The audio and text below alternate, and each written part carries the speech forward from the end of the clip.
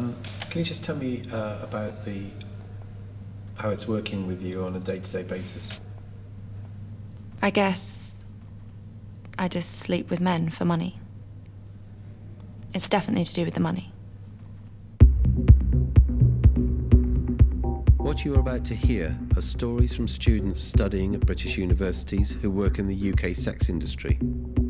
The Student Sex Work Project has gathered testimonies from current students and recent graduates over the last 2 years, and in this film we present the true stories of 9 young women. What you're about to see are reconstructions of those original interviews.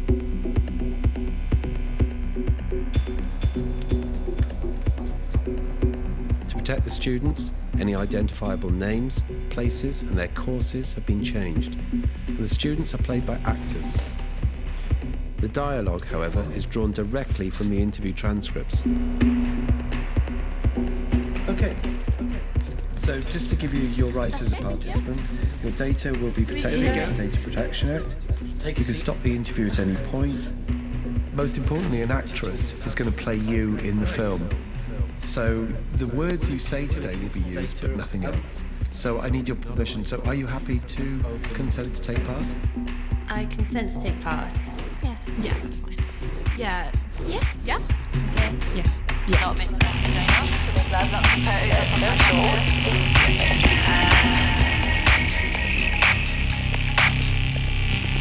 I don't think it's an insult to say that I work in the sex industry. When I first started, I did just like underwear shooting. I didn't do fully topless.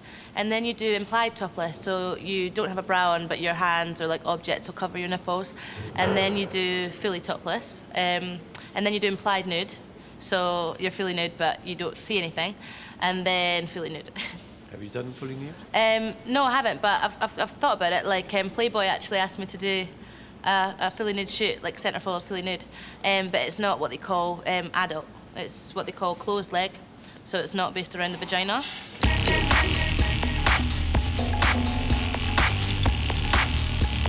I'm not the skinniest. I haven't got like the hugest boobs. Like, I'm just all natural. Like, I haven't crazy dieted or anything like that. Like, there's loads of people with like the same body as me or better. I'm just one person with enough balls to do what I do, you know? I think I can take a nice picture, but I know I'm not the best, and I don't try and be the best. I just think if you can act like you are, and that's what makes you get ahead in Glamour. Like, you don't walk into a shoot and just go, like, oh, I've got cellulite, I've got saggy boobs. Like, no, you walk in and you just fake it until you make it. Some of the features I've done are, like, bedroom-based. Like, one I've done a few times recently is Girl Next Door. So you're supposed to be a bit more, you know, like, approachable. When I started, and it was like, look at this girl, you'll never get her. Whereas now, shooting takes place in, like, a home setting or picnic or even, like, you know, at work. And then you're asked bedroom questions like, you know, how would a guy get you into bed, or how would he impress you, or what's your favourite sexual position, you know, things like that, you know, sexual questions. But most people my age understand that magazines twist stuff to make it sound better. Like, I'm like, if you believe that the girl in the magazine said that, like, duh. What about your first shoot? Tell me about that then. What was... Right, okay, so basically my first shoot was at Glasgow Central train station with my gran, who came, right? And she's at M&S, like, buying, like, sweets and nibbles and that. I'm like, Gran, you'd have to buy a picnic. Like, there's a catered lunch, you know? And then we get, but she's like, oh, no, you have to, you can't come empty-handed, like, you've got to have something. So then we get into London Paddington and they send, like, a car, and it's a Mercedes, and she couldn't believe it. And we're in this Mercedes on the way to the shoot, and she's like leaning over, like, because there's like a water dispenser in the car. And she's like, if I'd known there was water in the car, I wouldn't have spent £4 in marks, you know, like making a big deal out of it. And then we get to the shoot, and I'm like topless, and she doesn't even bat an eyelid, like. And then at the end of the shoot, she's got like a goodie bag of makeup, doggy bag of food to take home to my granddad. I was just like, Gran. And then it was in the first copy of the New Year, that feature, and she's marching down to the newsagents, like top shelf, getting the lads mag down, showing it to the newsagent, this is my granddaughter. Then, like, 'cause she'd walk to the shops, like, she's like showing everyone that'll listen, like, this is my granddaughter, it's my granddaughter. You can just imagine her with it up at the bus stop, like, this is my granddaughter. Just like that. But no, all my family know about it, most of them anyway. Like, my great-grandmother knew about it, but she, like, can't see shit. So she's looking at the pages, like, oh, that's lovely, dear. I'm like, it's the wrong page, I'm on that one.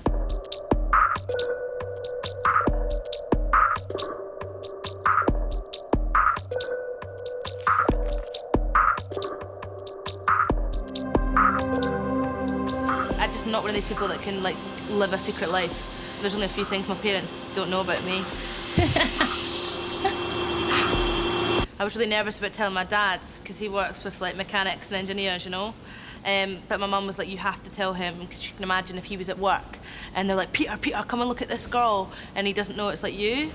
And I was like, yeah, I suppose.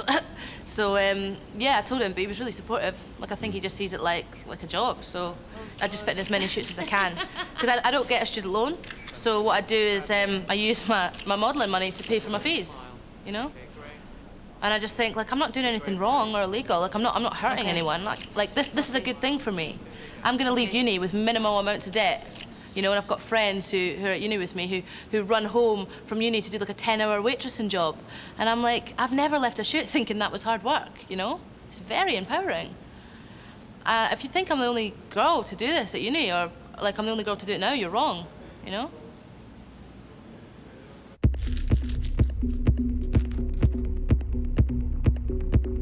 I've started the panty selling. I've got my own website, lots of photos up of my bottom. Photoshop is a wonder.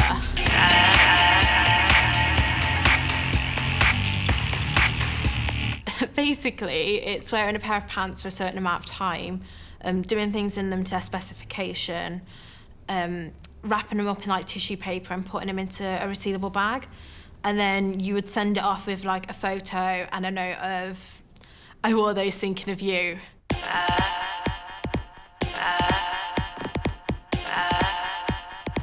I'm doing counselling concepts at the moment, but I've done everything from health and social care and all the other counselling steps to work up to where I am. I work in a care home. It's a mixture of dementia and people who are okay. It is hard work, but you can't beat the kind of happiness when somebody says they couldn't have been able to do it without me. It sounds really silly, but it makes me feel all warm and fuzzy. I'm starting to know what people want. There's all sorts. There's granny pants, shapewear, the tights with no underwear, full back, cotton, silk, thongs, French knickers, boy shorts. You've got your high-waisted briefs, your low-leg or high-leg briefs, your full briefs. So yeah, but I've noticed people seem to like them more feminine styles, so like more pastel colours or pinks, like dainty colours. And you've created an online persona for yourself now called Curvy Jane. Could you tell me a little bit about her? Yeah, there's more confidence as Curvy Jane, a lot more business-minded as Curvy Jane and forward. Because when I'm in college, I am actually quite shy. Now, I hope you've done the reading that I posted for you on John Stuart Mill, because John Stuart Mill has a very different view of moral decision-making. He says things that are wrong in themselves, you always have to look at the consequence of your actions. There's this one American gentleman who I'm talking to at the moment. He wants me to wear a pair of pants for like 5 weeks, and he wants them bleached as in pee-dribble, and if I forget to wipe my bum after certain other things. As long as there's no sex juices on them, he wants them. I'm kind of a little bit like, okay, fair enough. But we haven't worked out a price for those yet. Usually for an hour's wear, it's £15, and then it goes up in like increments. But the last pair we paid for of a similar spec, $250. So where do you get your clients from? There's one in America, one in Russia, a couple in the UK, one in France, one in Australia. So it's building up.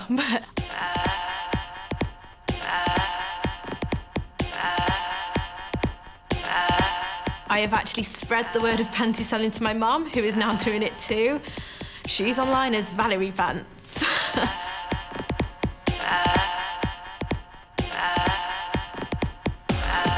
But I've only been into it for like a month, so I'm still establishing that I'm a real person and clients. I'm more than just a couple of photos I've got up of my bottom. People seem to want to get to know the real me, and then Like, I've never had anyone that's just kind of gone, I want your pants.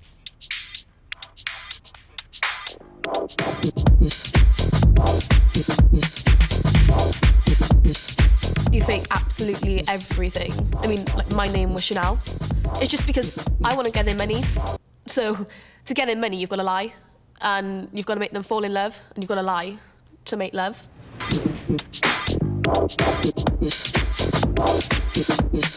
I always had dancing in me. Like, I've done street, hip-hop, R&B, urban, but I'd never been to a strip club in my life. So my first time stripping, I went down at 9 to get ready, and then 10 o'clock comes, and the guys come in, and then that's when you're like, oh, this is actually happening now. So this first ever guy, he said to me, oh, do you want to dance? So it's 3 minutes, one song, 20 quid. 15 minutes song or dance is 75, and 1 hour is 125, and the club took 20%. So I gave my first ever dance, and the guy said, you know, that was good, but I didn't say anything dirty. So I thought, well, yeah, you know, I am in a strip club. Like, I should be getting down and dirty. So he said, yeah, you know, you really should be getting down and dirty. So I kind of had to, like, move, like, really seductively and touch myself and look into his eyes. And afterward, it just felt really awkward. But it was just because I had to slow, like, every single movement just so he could, like, feel every moment. So, but I did it, and he liked it and gave me £60. So with that £60, I went to Primark and bought my red dress with the low-cut boobs and no back, so they can see every single bit, like, of my body. And underneath, I'll kind of wear something like this, or this, like this G-string or thong, just so, like, my bum, like, will come out as well. But yeah, when it's just the one guy in front of you, I mean, like, the guy is 110% into that woman. Like, he falls in love with that woman at the moment. He doesn't want, like, anything else other than that woman. So yeah, well, I did more research then after that. Like, I watched YouTube and movies. I mean, I even watched porn, just so I could find anything really that would make me feel more seductive towards them. I love fashion. Like, I love cooking, I love traveling, but obviously, because this room is, like, so expensive, like, I need to go stripping so I can, because, like, I like everything really particular. Like, I love my washing machine, like, the brand, the colour. I love my makeup, I love my hair products. It's just because if I don't have all of that, like, I won't feel comfortable and I won't be happy. So I need to go stripping, like, if I want to be able to afford all that and live that lifestyle. So.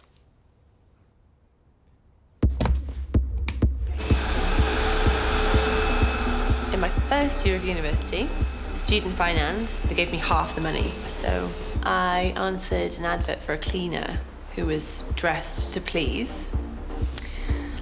He wanted someone with a skirt so short that when I bent over, he could see up it.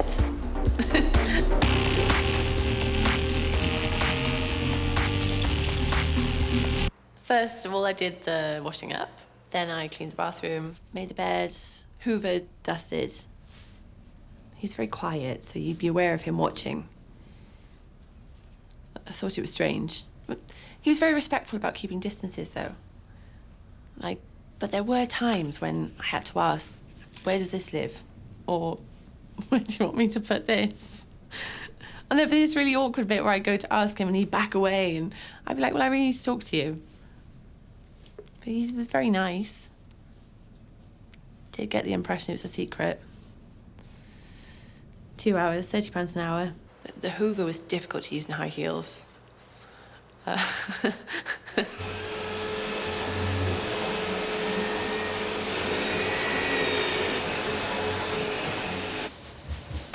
He'd be watching, playing with himself.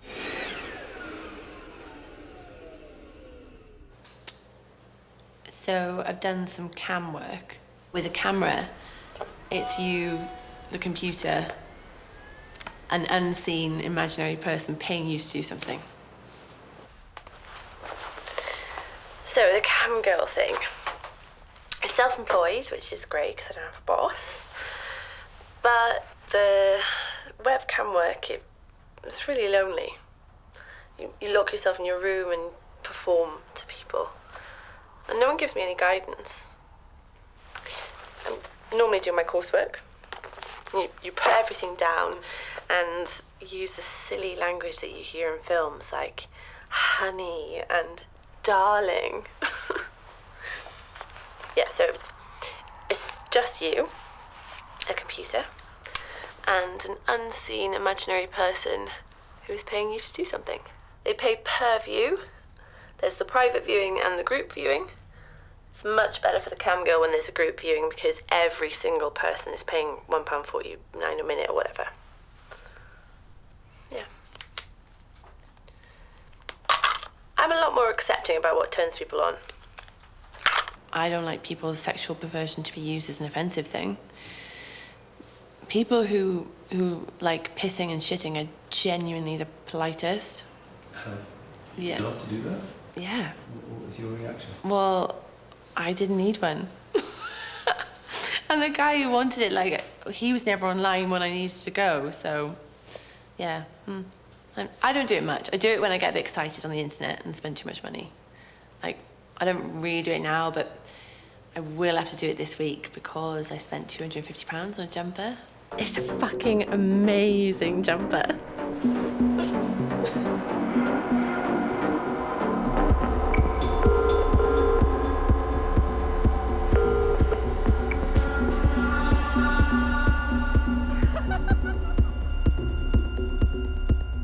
My flatmates, I mean, they were more, or at least the guys were more curious because, well, I mean, they were so curious to the point that they'd listen at the door, which was just terrible.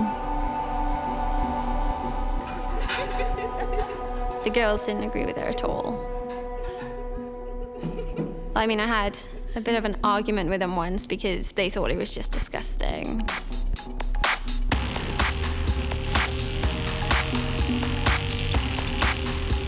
I think the phone sex thing is really easy to get into. I mean, I didn't have any qualms about doing it. You know, I felt like I was exploiting them because at the end of the day, I'm sat there in my dressing gown, face mask on, EastEnders on in the background, and they're paying money for it. As a bit of extra cash, I thought it was really easy. You know, it was definitely empowerment, definitely. Empowerment? Well, yeah, I mean, you've just made money from talking to somebody, and I do think there's something very powerful about that.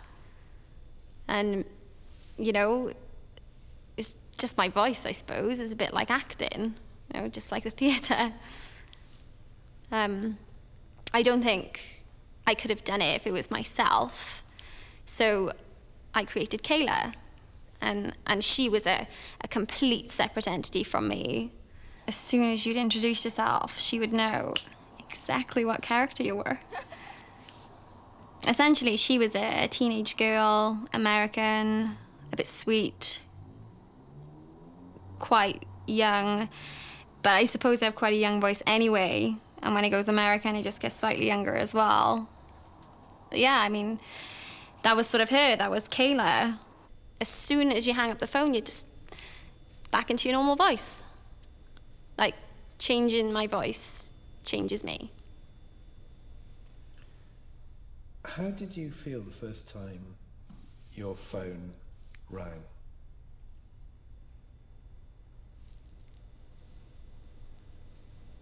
I was petrified.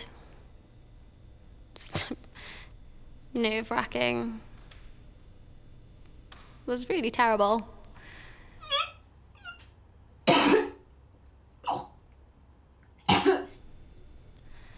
I had to stick my fingers down my throat and gag for about 10 minutes. While he listened?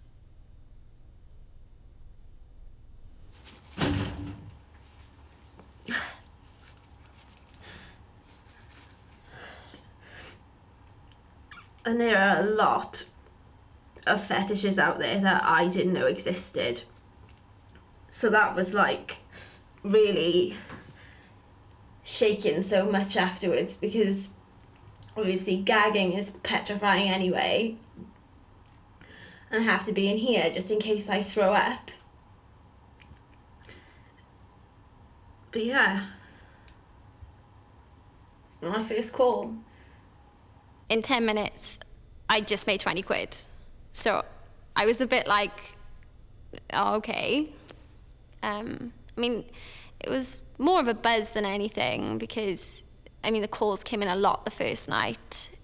I guess it's more fascination from guys when you're a new user. My phone didn't stop ringing. Guess it's like when a new restaurant opens and everyone wants to try it out. But yeah, I think I made like £400 by the time I went to bed at 1 o'clock. So I was just a bit like, I'm sorted, just clear my debt. I had old guys calling, like really old and lonely guys, and they would call up just to talk, you know, about themselves or anything, and it wasn't even sexual. And I think that sometimes made me feel guilty because I just thought I would talk to you for free. But yeah, people called from the office and they were really normal guys, like from everyday life. You know, one of them was a university professor. Oddly enough, I'd have guys calling up just to have a go at me. And I'd be like, you're paying £2 a minute to tell me that I'm not a woman and that I'm just disgusting and that I'm a waste of a life. And I would yell back. I'd be like, you haven't got a clue, mate. Shut up. Do you even know how much you're paying for this phone call?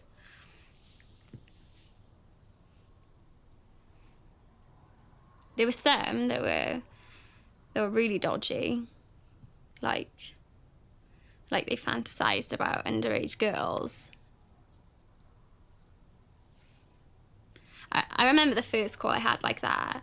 I told him he was a paedophile and hung up on him. But like these people, they aren't the kind of people that are going out and doing it. But there's something in their brain that they just cannot get rid of. I mean, it's obviously a need in them. So they would talk to somebody who was 18, pretending that they weren't. Like, there was this one guy who liked being quite forceful.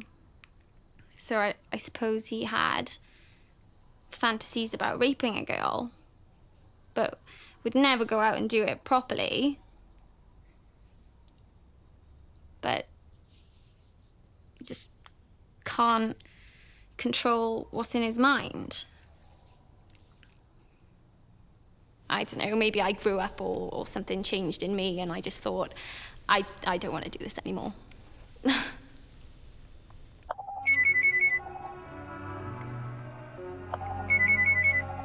At the beginning, like, you sort of think you're in control, but you sort of realise that you're not. And yeah, I do miss the money. You know, that anxiety of how the hell I'm going to pay my bills this month. But I do wish that I didn't do it. You know, I was so for it at the beginning because it was just my voice.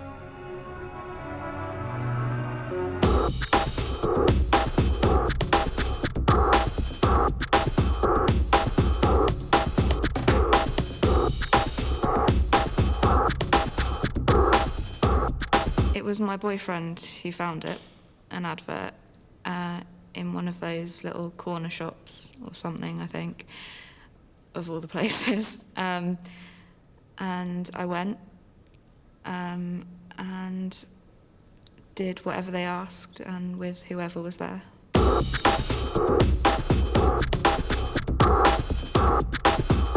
Let's start with your first time in a pornographic film.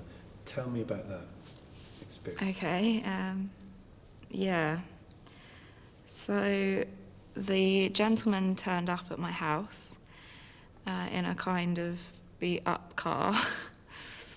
And you think it's a studio, so, you know, you expect lights and bedding and the stereotypical sleazy director and people around in robes and stuff.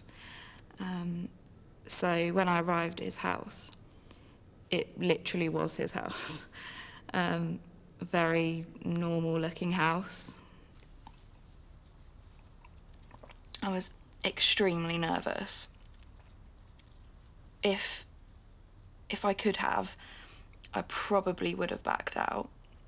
But he introduced me to the female that I was working with, and, well, just to see if I could fit the work, really. And we got on all right. We had about half a bottle of wine just to relax us and loosen us up, really. And he said, just be natural, be yourself. And he said, just ignore me. And so we were left on the bed, and she had brought a kit with her because she'd done it a few times before. Yeah. He said we worked well together and that we looked good on the camera and that he'd like me to come back. I didn't actually know at the time, but that first one I didn't get anything for. You didn't get any money, you weren't paid? No. It was just to see what I was like, really. So I did about 7 or 8 different films with different people. I think it was £50 if I was on my own. If I was with a guy, I think it was £75. And if it was a female, it was more. My partner dealt with it all.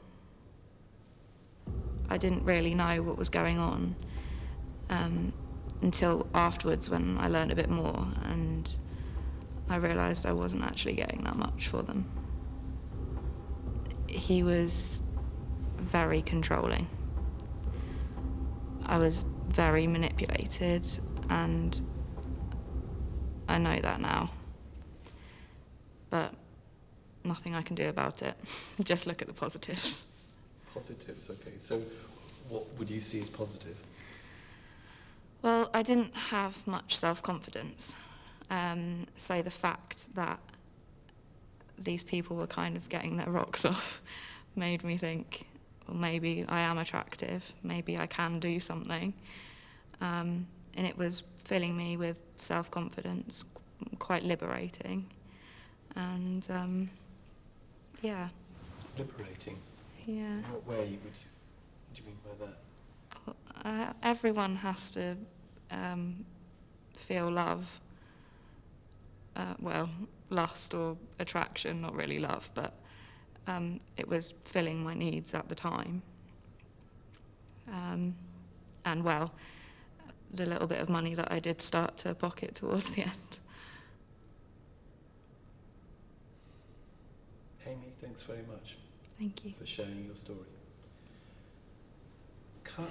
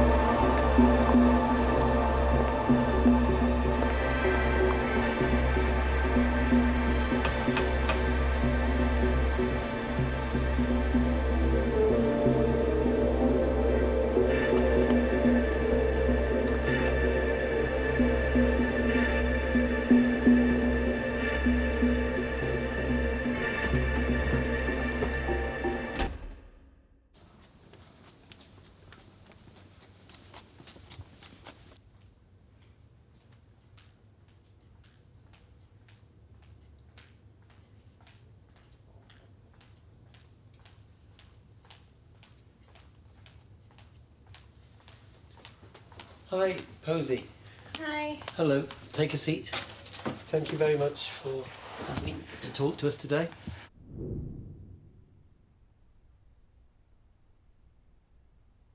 I was 18. Yeah, I was 18. I was in college, getting ready to go to university, doing my computer BTech course. And I guess I was just really tight on money, you know, living at home. And the area that I lived in just had no work whatsoever. Like, every single waitressing job, everything, there was just nothing available. And I guess I just wanted to go out for dinner with men and get paid for that. But that culture didn't really exist here. But I kind of went looking for it anyway. The agency was run by women.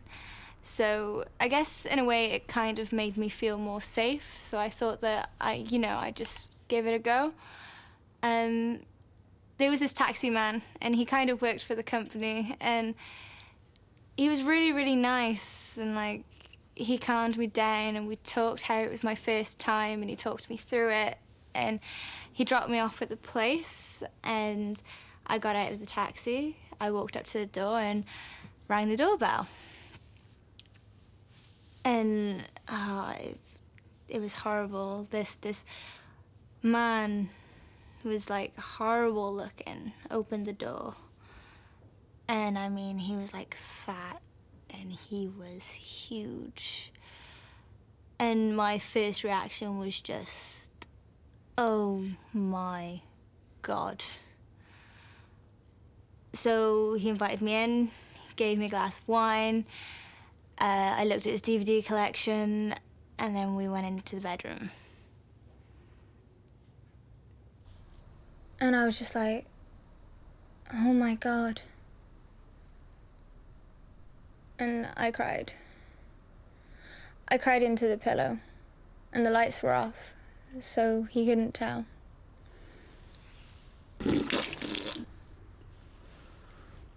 My bosses were like, the first few guys you're gonna get are gonna be quite pervy because, you know, like, you're the new girl. And so anyway, afterwards, he was saying, so you've never done anything like this before? And I was just like, no. So I've had your virginity. And I was just like, yeah, I guess in a way you have. And then he was like, thank you. I had £150 and he'd given me some extra because, you know, like it was my first time. And I was just looking at it in the back of the taxi and thinking, this isn't really worth it. But then at the same time, I was thinking, that's a lot of money to me. I mean, I burst into tears and the taxi man was really, really nice and he was saying, like, you know, everybody cries on their first time. If you want to give it another go, give it another go. But if you don't, nobody will think anything bad of you.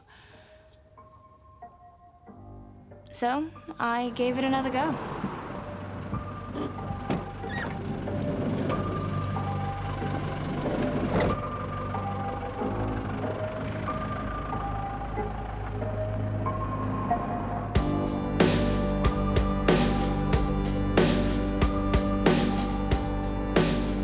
I guess I just sleep with men for money.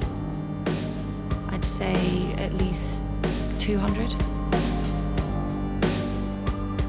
But I was probably seeing about 5 or 6 guys regularly.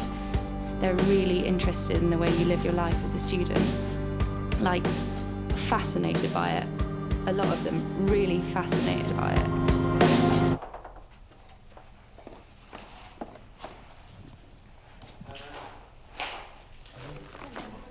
Take a seat there. Thank you. Thanks for agreeing to talk to us today. I'm going to tell you a little bit about the project and I also need your consent.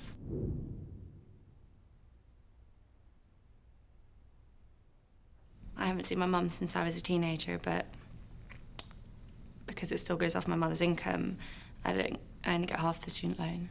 And have you appealed that? Every single year, still classed as being with my family. I get no support off them or any money or anything. So it's actually for you, 18 years old, it was quite a decision to come to university and take on debt, the university debt, fees. I didn't think I realised. I just thought, a loan. Well, I had to pay my accommodation first year. And then I posted a jokey Facebook status saying I might have to start selling myself for money. And then I was messaged by a guy. He said that basically he could put me in touch with that. When I got that message, I was really creeped out. I was like, who is this man on my Facebook? It's like one of those things, isn't it? You just add people and then they're your friends. Yeah, so I messaged him a few times, acting a bit dumb, being a bit like... And then he was like, he could find me work, and that it would be of a sexual nature, but... And then, obviously, accommodation was due out, and I was getting the email warnings with the red writing. I was going to be kicked out of my accommodation. I was 18. I needed £990 to pay it all off. A bar job? To make that much money in that short amount of time. So then I messaged him, and he messaged back, and then I met him.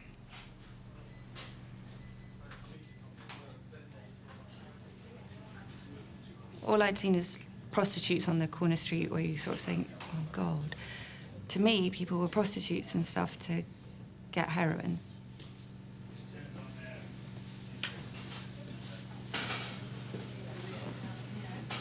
I knew I was meeting him in a public place, so I went in a skirt with leggings and like these boots, and then I had a jacket on and a crop top on.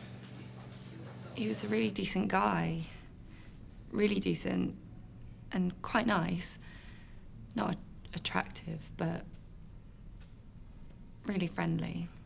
He didn't seem seedy. I painted this picture in my head that I was gonna go there and he was gonna have like a knife under the table and I would be sitting there.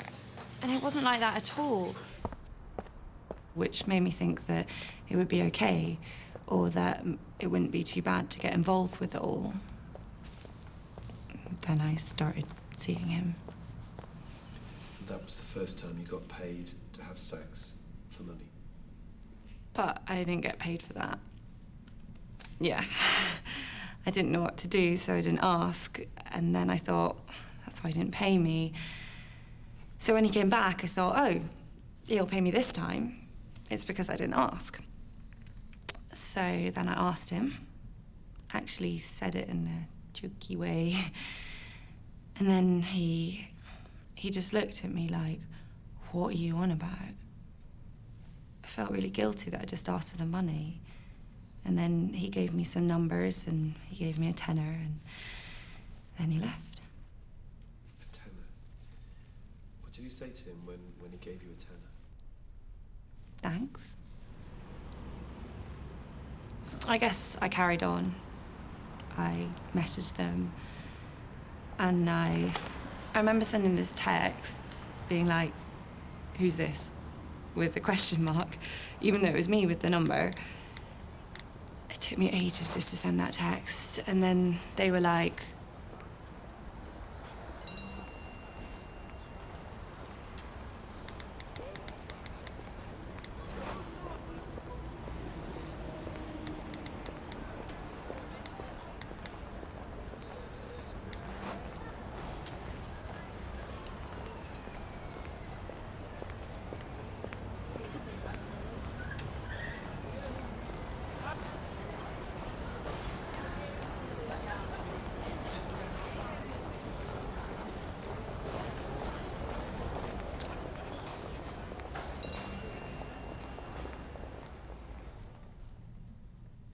how do you know that?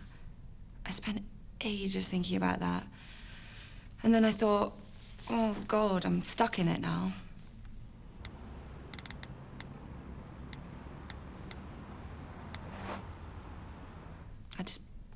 a number to see what would happen. And then I thought, if he would pay that, then maybe the other guy, I'll ask him for more.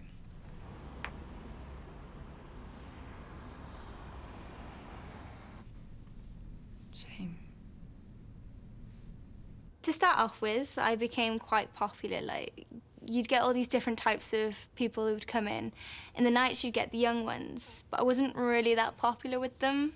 Like, unfortunately, I got the OAPs. I could only really work weekends because I was a full-time student, so I'd catch the bus in on a Friday night with, like, all of my stuff and all of my clothes, and we'd go to this house where the landlord would rent out rooms, and it'd be, like, £10 for, say, half an hour, and then 20 for, like, an hour.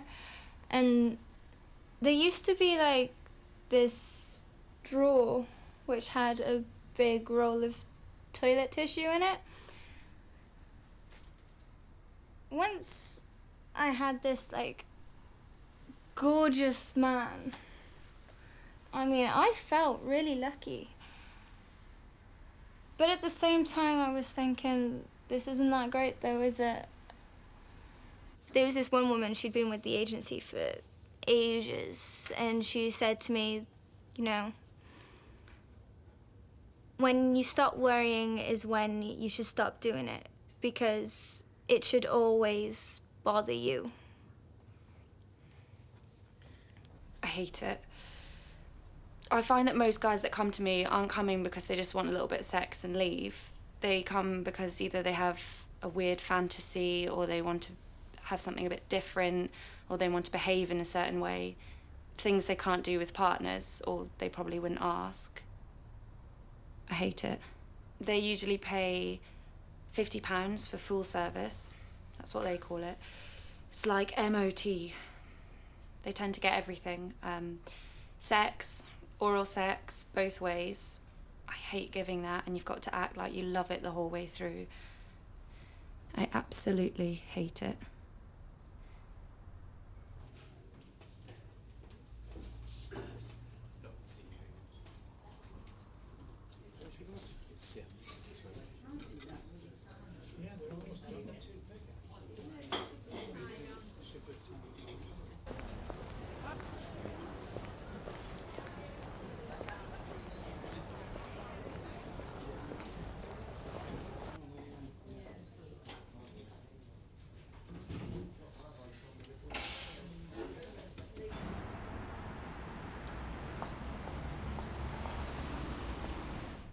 Now I use the name Belle. I don't know why. I call myself Belle. You invent a life for this Belle? Yeah. Okay, tell me about Belle then. So, I work in a shop, but I'm also a student at one of the other unis in town. I'm going to be a fashion designer. I have 2 wardrobes. The one on my left, not mine, but Belle's. Completely different. What's your favourite colour? Pink. And then the other side is mine. So if my friends want to come in and look at my wardrobe, then they will see the wardrobe that's right by the door. I hate pink. Like, literally the opposite of what I like, she likes.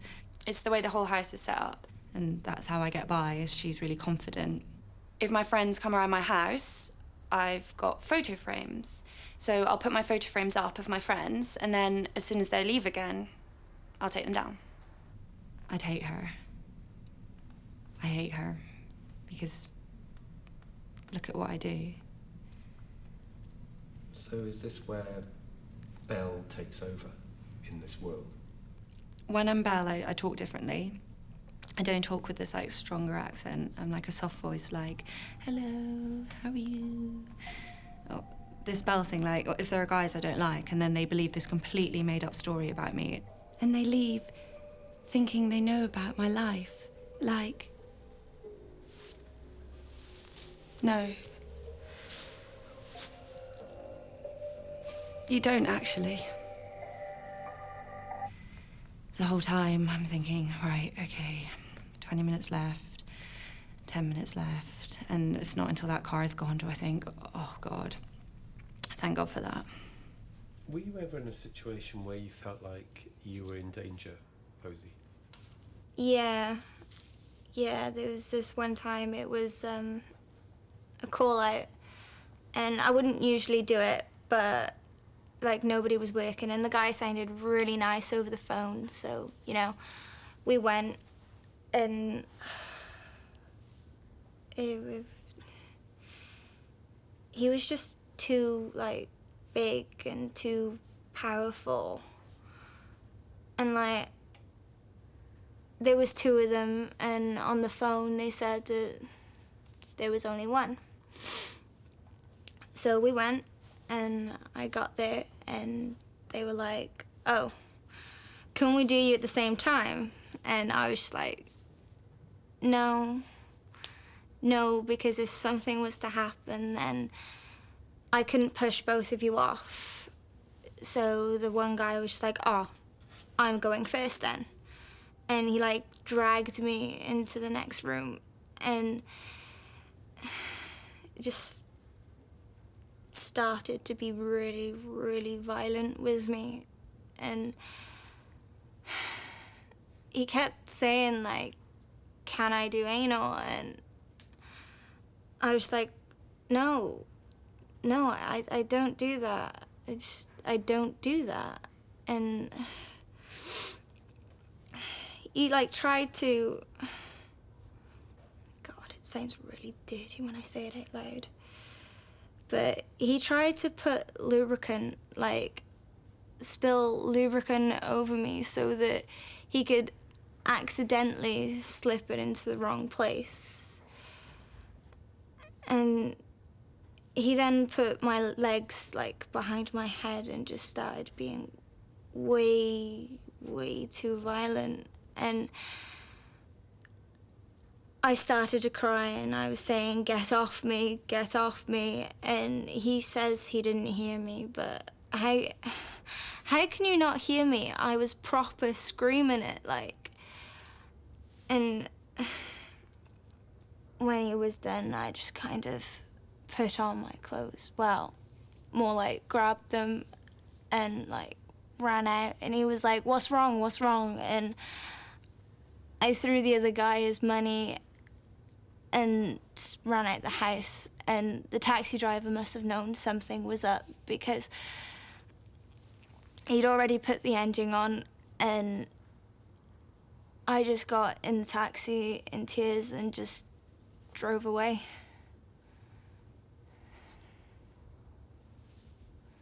I feel like every time I work, I'm risking even myself. Like, I risk my health.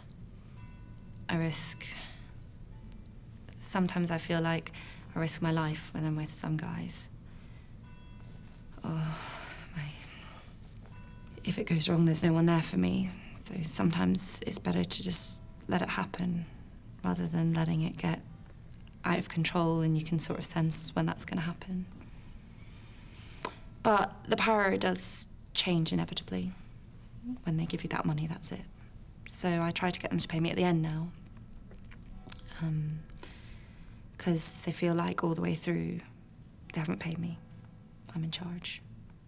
But then at the end, it's like, it's over now and they don't want to give me the money. So it's the power of the money that you take a risk with. Every weekend, I'd come home with about £1,000 at a time.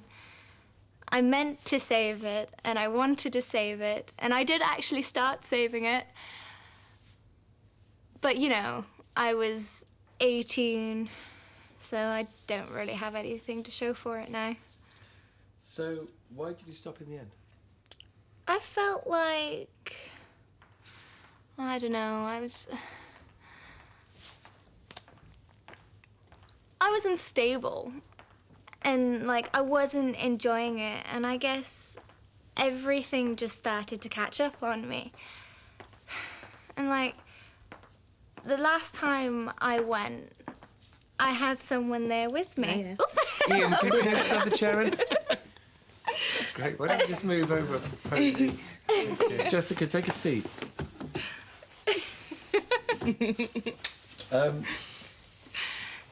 So, Could you continue the story? Yeah, the last time I went, she came with me to kind of try out.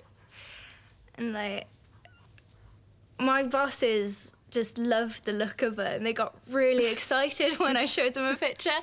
And they were like, oh, we can show her as an artist or like a photographer, and oh, she's like a model. Like, all you think about is money, money, money. Like, there's money. This is amazing. Like, you don't think, oh, actually, I have sold my body and this is not right.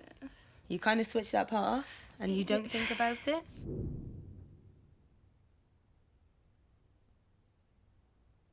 She came with me, like, she wasn't meant to do anything. She was just there to watch and see how everything worked and to meet everybody.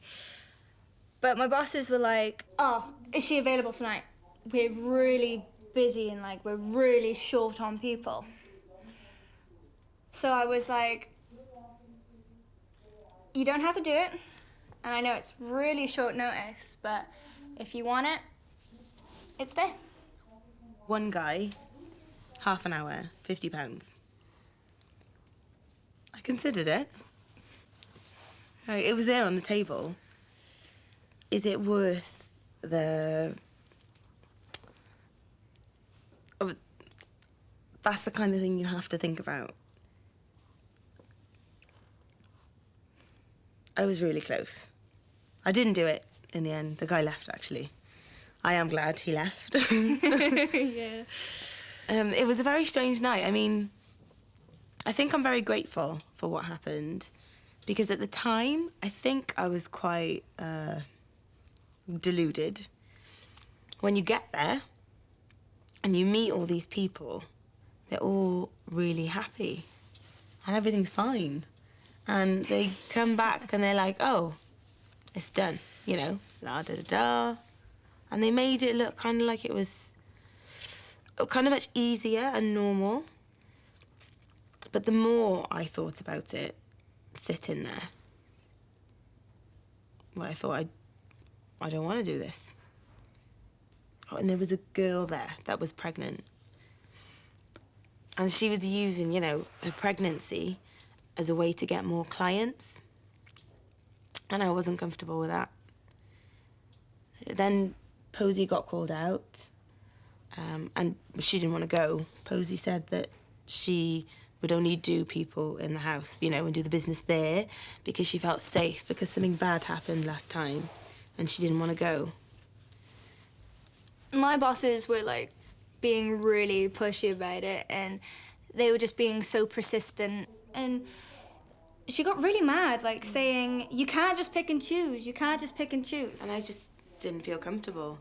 The lady basically forcing her, saying, you have to do it. You have no say in when you can do your business. You have to do it. I just think that the fact that she was pushing her to do something that she wasn't comfortable with made it very easy for me to just say, look, let's just go. I don't want to be here. Let's not be here. Like, you have a choice, and it's not good to do something you don't want to do. You're not safe. Let's just go. Yeah, I think that kind of gave me the courage to leave, you know, to have somebody there.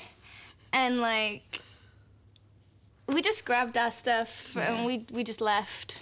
Yeah, and I just think it was quite a clear moment for both of us to just go. Yeah, that was the last time, and I've never been back since. And how old were you both at the time? 19. Okay.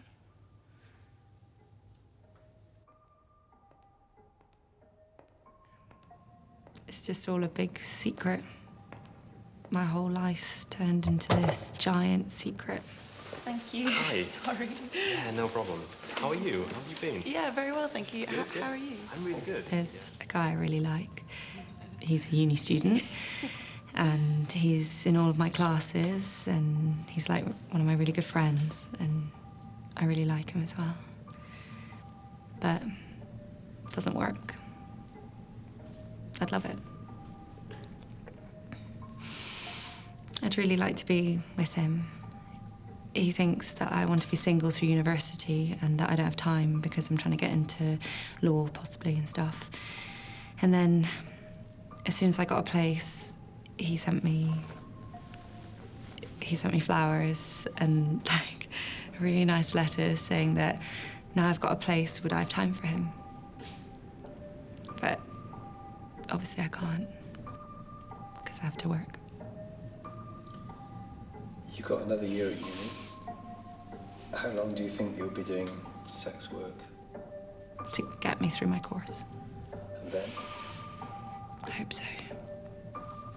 Do you worry that it won't stop?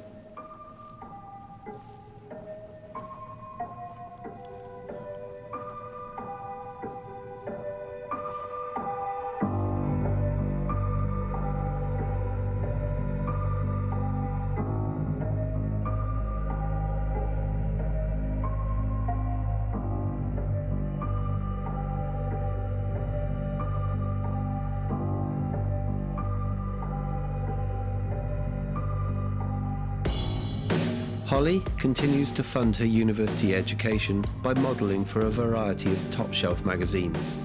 She has no debts and recently won Britain's Sexiest Student competition. The panty-selling business is growing from strength to strength for Jane and her mum, and she's enjoying her course. She hopes one day to become a counsellor. Joy is currently participating in an environmental protest in Belgium and is still supplementing her student loan with occasional webcam work. Lisa is no longer a phone sex worker. She has 2 part-time jobs and is struggling to make ends meet. She is concentrating solely on getting her degree. Naomi is still lap dancing and currently writing a dissertation on feminist performance and Sondheim. She hopes to work in musical theatre. Amy has graduated and currently works in a travel agency. The pornographic films she participated in are still in circulation. Posey and Jessica both graduated last summer with a 2-1. Both are currently looking for work, but not in the sex industry. Anna is still studying law and working as an escort. She's no longer working from home, but working in a massage parlour where she feels safer, but where they take a cut of her earnings.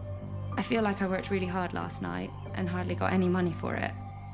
9 guys, £220. That was a Thursday night. It was Valentine's Day.